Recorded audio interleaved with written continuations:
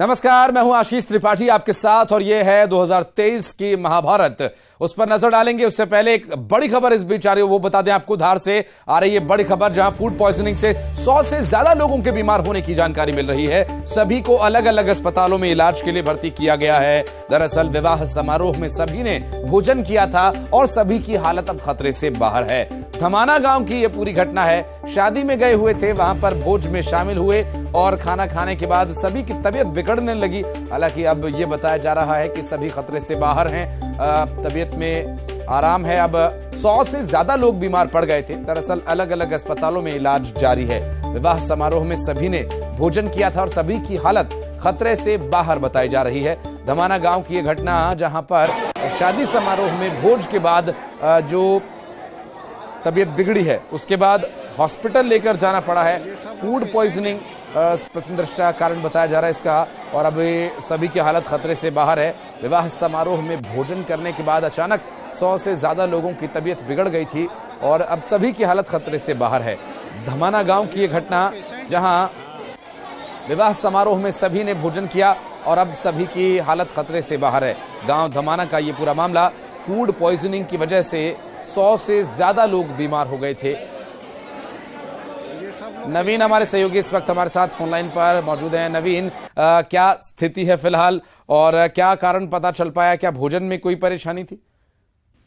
जी हाँ, बिल्कुल बताना चाहूंगा कि ये पूरी घटना जो है धार के ग्राम धमाना की बताई जा रही है। यहाँ पर एक शादी समारोह था।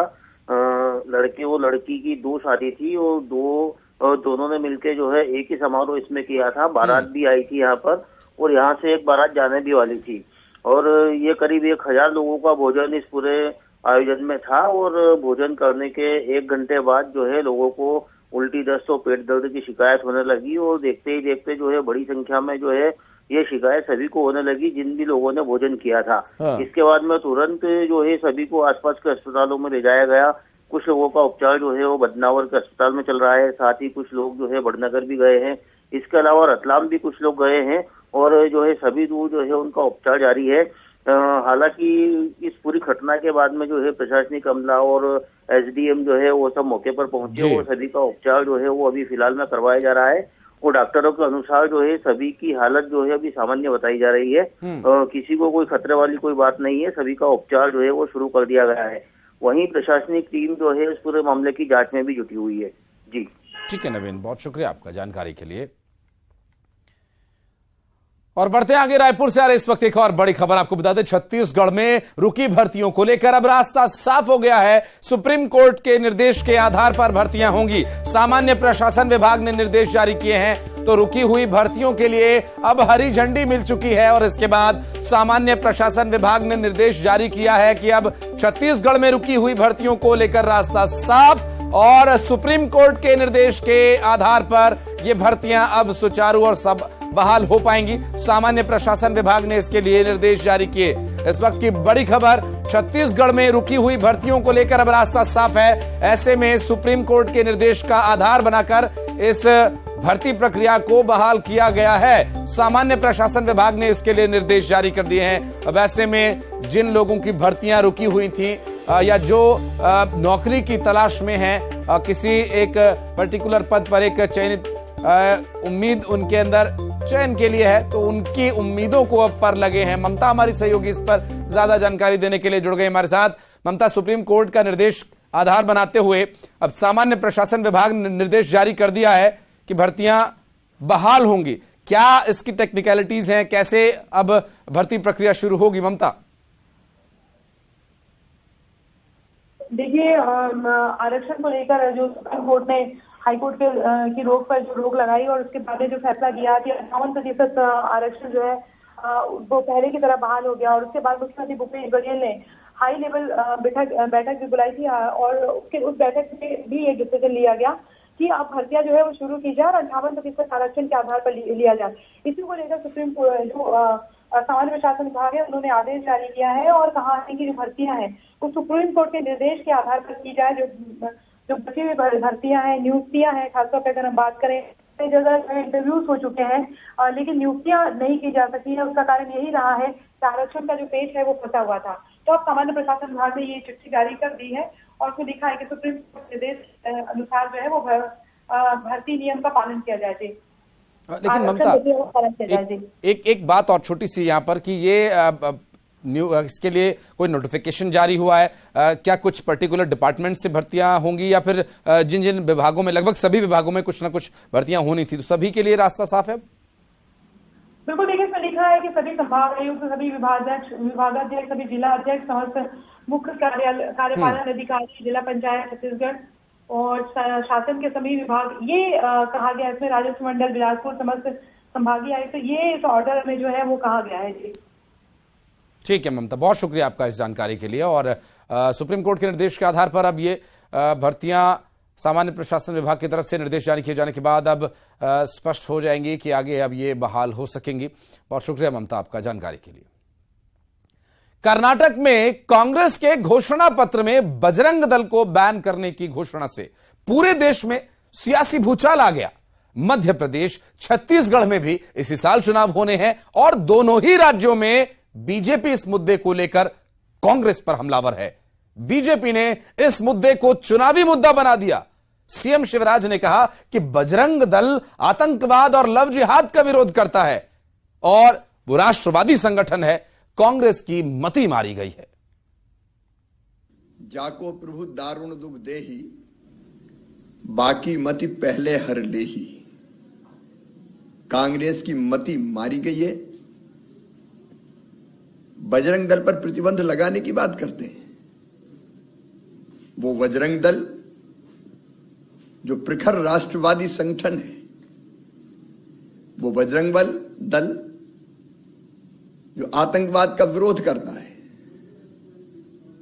लव जिहाद का विरोध करता है, सामाजिक सेवा सहित देशभक्ति के भाव अपने धर्म और संस्कृति के प्रति स्वाभिमान का और जागरण का भाव पैदा करता है, उसकी तुलना पीएफआई से, आतंकवादी संगठन से। ये वही कांग्रेस जो अयोध्या में भगवान राम के मंदिर के निर्माण का विरोध करती थी, ये वही कांग्रेस जिनने राम सेतु को काल्पनिक कहा था, ये वही कांग्रेस जो मौका मिलते ही हिंदुत्व का विरोध करती है। आज उसका चेहरा पूरी तरह से बेनकाब हो गया है। कौन भूलेगा कि मध्य प्रदेश में सिमी के नेटवर्क को खाद पानी कौन देता था? सर्जिकल स्ट्राइक का विरोध करने वाले, आतंकवादियों को महिमा मंडित करने वाले अब बजरंग दल पर प्रतिबंध लगाने की बात कर रहे हैं। कमलनाथ जी बड़े हनुमान जी के भक्त बनते हैं। प्रतिबंध बजरंग दल पर लगाने की बात कांग्रेस कर रही है। और इधर कर्नाटक के कांग्रेस के घोषणा पत्र को लेकर गृहमंत्री नरोत्तम मिश्रा ने कांग्रेस पर तुष्टीकरण की राजनीति करने का आरोप लगाया। उन्होंने कमलनाथ पर सीधा हमला बोला। गृहमंत्री ने कमलनाथ को पत्र लिखा। उन्होंने लिखा कि यदि कमलनाथ अपने आप को बड़ा हनुमान भक्त बताते हैं तो वे स्पष्ट करें कि कर्नाटक के घोषणा पत्र के साथ हैं या नहीं। गृहमंत्री यही नहीं रुके, उन्होंने कहा कि सोनिया गांधी को भी इस मुद्दे पर बयान देना होगा, बात रखनी होगी। घेरते हुए उन्होंने कहा दिग्विजय सिंह के ट्वीट पर भी उन्हें आड़े हाथों उन्होंने लिया। ये पत्र है जो माननीय कमलनाथ जी को मैंने लिखा है। इसका मजनून कुछ इस तरह से है कि मैंने कई उनके ट्वीट देखे, वो बहुत बड़े हनुमान भक्त अपने आप को बताते हैं। कई ट्वीटों पर उनके पे हनुमान जी के चालीसा का उल्लेख रहता है। कई ट्वीटों पर वो लिखते हैं राम लक्ष्मण जानकी जय बोलो हनुमान की। अब स्पष्ट करें आदरणीय कमलनाथ जी जो कर्नाटक में कांग्रेस ने अपना घोषणा पत्र जारी किया है, दृष्टि पत्र जारी किया है, मैनिफेस्टो जारी किया है, उसमें बजरंग दल की तुलना पीएफआई से की है। कभी इनके मंत्री बोको हराम से कर देते हैं। अब कमलनाथ जी बताइए कि आप इनके साथ हैं या नहीं है। कर्नाटक के घोषणा पत्र पर एमपी में जमकर सियासत शुरू हो गई है। नरोत्तम मिश्रा के हमले के बाद दमोह पहुंचे कमलनाथ ने कहा कि नफरत फैलाने वाले संगठनों पर कार्रवाई होनी ही चाहिए। उन्होंने सुप्रीम कोर्ट के एक टिप्पणी का भी हवाला दिया। तो सुप्रीम कोर्ट ने कहा, कई दफे कहा, आज नहीं कल ने कहा कि जो भी ऐसी संस्थाएं और व्यक्ति हैं जो सामाजिक विवाद पैदा करते हैं उन पर कड़ी कार्रवाई होनी चाहिए।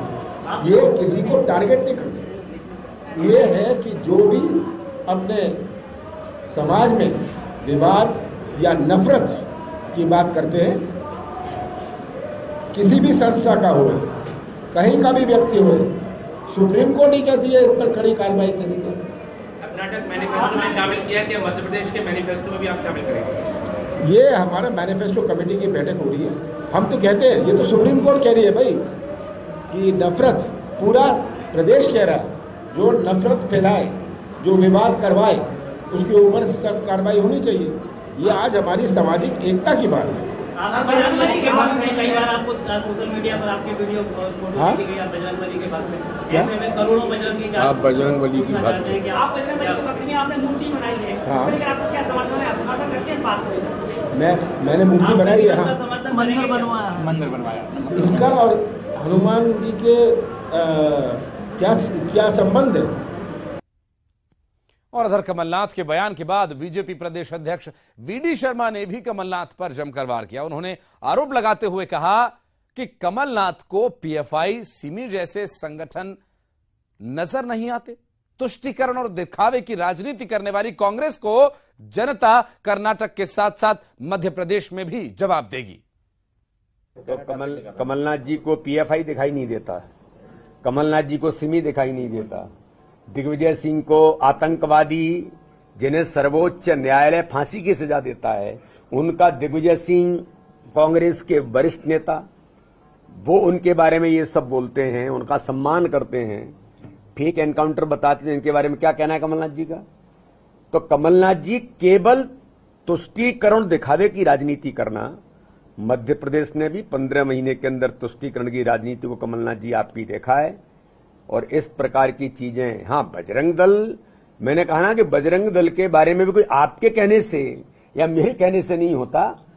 ऐसे संगठन जो समाज के लिए अपनी भूमिका निभाते हैं, भारत माता के लिए प्रतिबद्ध होकर के खड़े होते हैं, ऐसे लोग इनको दिखाई देते हैं। और वासु चौरे हमारे सहयोगी इस वक्त हमारे साथ मौजूद है। वासु, बजरंग बली का नाम लेकर के लोग राम भक्त होने का दावा करते हैं, अपने आप को इस मोक्ष के लिए ले जाने का प्रयास करते हैं, और ये जो चुनावी वैतरणी है, बजरंग बली का नाम लेकर पार करने की कोशिश कर रहे हैं राजनीतिक दल।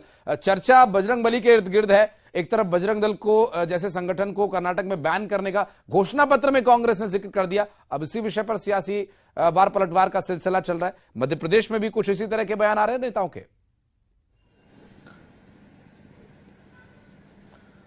अब बिल्कुल ही देखिए, जिस तरीके से कांग्रेस ने कर्नाटक में अपना वचन पत्र मैनिफेस्टो जारी किया और उसमें बजरंग दल को बैन करने की जो बात निकलकर सामने आई, अब ये विवाद पूरे देश में गर्माता जा रहा है। ना सिर्फ मध्य प्रदेश में, बाकी कई और राज्यों में भी नेताओं की जो बयानबाजी है, बीजेपी कांग्रेस के बीच आरोप प्रत्यारोप का जो दौर है वो शुरू हो गया। लेकिन जब भी ऐसा कोई विषय आता है और जब बात हिंदुत्व की या कोई हिंदूवादी संगठन की होती है, तो मध्य प्रदेश में इसमें जो राजनीति है वो और भी ज्यादा बढ़ चढ़कर होती है। और वहां पर जैसे ही कांग्रेस का मैनिफेस्टो लॉन्च होता है मध्य प्रदेश में जो नेताओं के बयान है वो आना शुरू हो जाते हैं, चाहे वी डी शर्मा हो, नरोत्तम मिश्रा हो, सभी ने कांग्रेस को यहाँ पे कटघरे में खड़ा करने का, घेरने का काम शुरू कर दिया। निश्चित ही देखिए कर्नाटक से जो विवाद खड़ा हुआ है उसका political mileage BJP Madhya Pradesh में भी लेने की कोशिश कर रही है और यही वजह है कि खुद गृह मंत्री नरोत्तम मिश्रा ने कमलनाथ को चिट्ठी लिखी और चिट्ठी लिखकर उनसे स्पष्टीकरण मांगा है कि, और ये भी कहा है कि कई बार उन्होंने देखा है सोशल मीडिया पे जहां पे कमलनाथ बजरंग बली के भक्त के तौर पर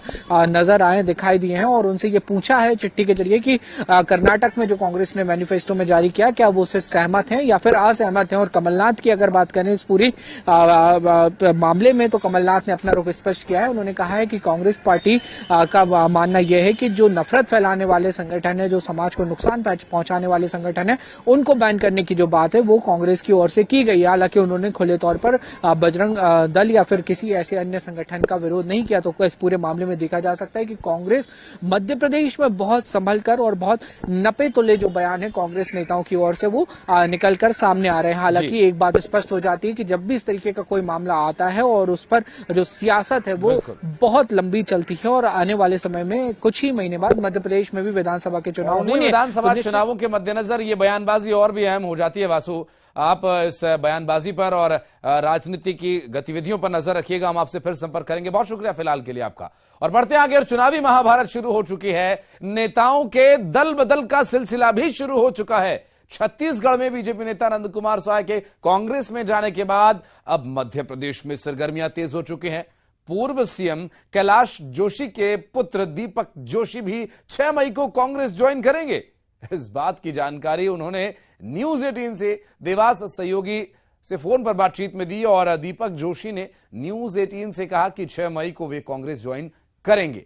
इस दौरान उन्होंने अपने पिता के अस्मिता का सवाल उठाया। दीपक जोशी ने बागली में भ्रष्टाचार की बात भी कही और क्या कुछ उन्होंने कहा, ये सुनवाते हैं आपको। ज्वाइन करने के लिए क्या आपने हाँ कह दी है कि अभी कब जाना है? हाँ तय ना, 6 तारीख जाएंगे ना।